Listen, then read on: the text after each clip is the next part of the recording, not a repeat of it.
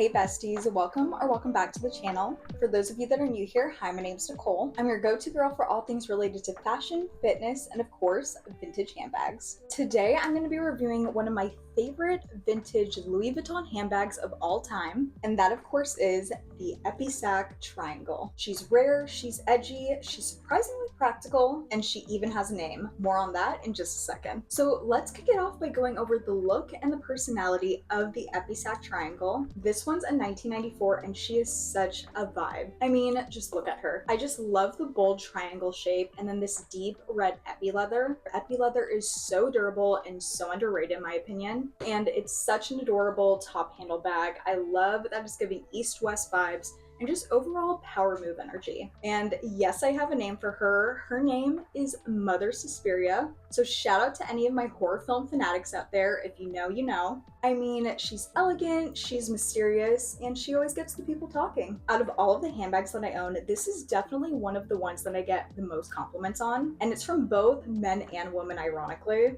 I was literally walking to dinner one night and I had this man stop me in the street just to tell me how much he loved my bag. She's just that girl. All right, let's get into function and what fits inside. Because the shape might look tricky, but it surprisingly fits a lot. It does have a nice full zipper opening, so it's super easy to get your items in and out of. Okay, so now for one of my favorite party tricks. If you open her up, surprise! She fits an entire wine bottle. And if you're not a wine person, rest assured, I've tested it out and it still holds the champagne bottle. So in my opinion, this bag is the perfect party flex. In addition to a wine bottle, it still holds a lot. So sunglasses, for example, card holder, keys, some lip glosses. I even got hand sanitizer in here. So you can fit a bunch and be totally fine. So definitely more than what you would expect for something this sculptural. I mean, it's like a piece of art. So the date code is located in between one of the seams on one of the four corners. So mine's right over here. I'll try to get a close-up for you guys. Super helpful, especially if you're planning to authenticate your bag. And then there is one long pocket on the inside. Other than that, it's just an open space. So especially with this vintage bag in particular, it is really easy to find the inside start to peel. So if you find yourself having to deal with that, just go ahead and take some tape and actually peel it yourself. I know that sounds a little counterintuitive, but trust me on this one, that way you're not dealing with those sticky peeling pockets, and overall you're gonna love the interior so much more. And the hot stamp on this one is located on this little tab by the zipper. Here's a close-up for you guys. Again, I always recommend authenticating your bags, especially when you're buying vintage. As far as outfits and styling, I think she really shines the most with like minimal or simple basic outfits. For example, I love an all black look with her, and I'm someone that surprisingly is a little red averse. I know people love a pop of color and love doing it with red. I actually tend to sway more towards greens and blues, but this shade is definitely an exception. She adds just enough drama without being too loud, and this angular east-west silhouette is just chef's kiss, especially with a simple outfit or even a long coat. Even a white t-shirt and jeans with a little pop of color and some structure, I think would be super cute. Or if you're more into prints, I think even just like a white tank top and a leopard maxi skirt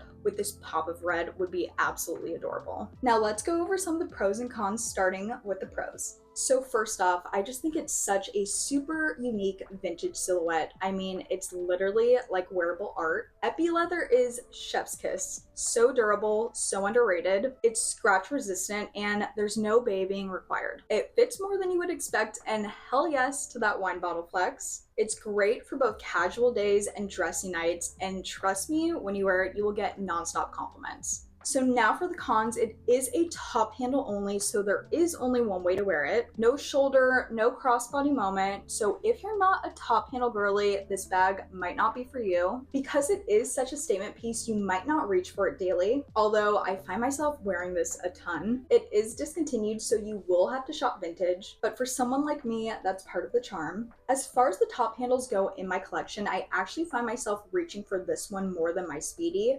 simply because I don't have to baby this one, whereas my Speedy, because it has the vachetta leather on the top handles, I just don't find myself reaching for that one as much, and definitely not as often as this one, surprisingly. Epi is just more carefree in my opinion. I mean, scratches, rain, just a lot more durable and a lot more practical for my everyday life. All right, now for final thoughts. This is one of my favorite vintage Louis Vuitton bags ever, especially with East West coming back into style. It definitely hits that trend, but in a super unique, vintage, elevated way. You get the best of both worlds with style and practicality, and you don't have to spend a fortune. So if you've been eyeing this bag, I'm gonna be the bad friend that influences you to get it. I just think it's such a steal and honestly one of my favorite bags in my collection. All right, you guys, that's gonna wrap it up for today's video. Thank you so much for watching. If you enjoyed this video, give it a thumbs up, subscribe, and drop a comment below on what your favorite vintage LV is.